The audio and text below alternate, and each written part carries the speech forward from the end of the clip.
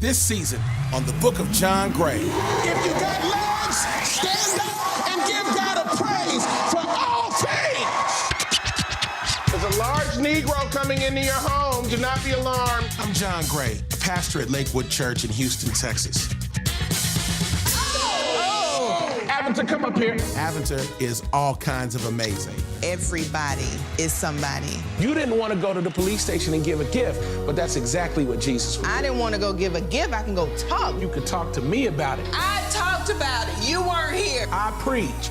There's a real distinct difference between preaching to thousands and speaking to one person. There's a lady who's lost everything and her faith is just shot. Let's see if we can do something. Bless Miss Gwen and help me bless her. I didn't know who I was. I didn't know my value. This type of addiction brings shame, and she needs to know you love her. Your life can shift in one moment. I'm willing to do anything. Well, a toast to freedom. If you think that was something, this is just the first act. Some people think you need to be perfect to be a preacher. I'm anything but. I hate this. John hasn't taken the diabetes seriously. It scares me. I'm fighting a war between light and darkness. He exposed himself and proceeded to violate me. I preach light because I'm fighting the darkness on the inside of me. No matter what is going on in society, God has not forgotten about you.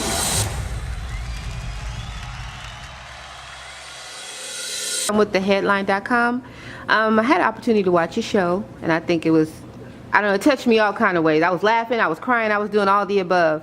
You know, us as Christians, a lot of times we are perceived as being trying to live this perfect life. And one of the things you said on the show was, where can I be vulnerable?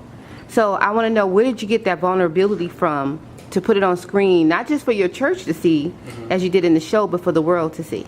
I think for me, it started at 13 years old. 30 years ago, when I knew I was called to ministry, and everything about that calling was nothing I wanted. And I said, God, you know, I have to be me. I got to be able to be funny, and I don't want to be able to sing and laugh and do all these things. And I felt like God said, that's why I called you. And in that moment, I realized that the authentic person, whoever John Gray is who I'm going to be. I don't want to be two guys. You know, there's a green room mentality in some churches where you're a different person in the green room than you are on the pulpit. And I want to be one person. And so whatever I am off the pulpit is what I want to be on it. So if I'm broken behind the scenes, I'm broken in front of the people. Because this idea, this facade that, you know, faith and religion somehow anesthetizes you to pain and real issues is a lie. And I think people need to see the scars and flaws in order to understand that it's not men you should be worshiping. It's God you should be worshiping. So I think for me, it was important for my wife and I to offer a real picture. And this was the conversation that we had. I said, if we're going to do this, we're not going to turn on nothing. Whatever the cameras catch is what they catch, good or bad. But this is who we are. So it wasn't like we didn't practice. We didn't talk, okay, you gonna say this, and then I'm gonna be like, no, I can't believe that. And you're gonna throw some water on me, and then you're gonna storm out the room.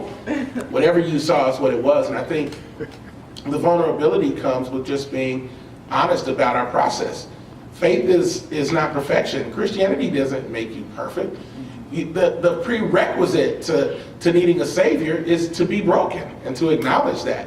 So for us, the underlying theme is we're very normal people who believe in a very supernatural God. That's our journey.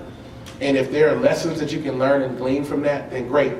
But I think people connect to brokenness and humanity and process more than perfection and this sense of, I've arrived, let me help you get to where I am. Nobody does that. Nobody wants to be told, you know, how amazing someone else is and how amazing they're not. Right. The thing that makes us, I think, palatable and approachable is that we share our flaws. And that's the way we intend to live our lives. Did I talk too much?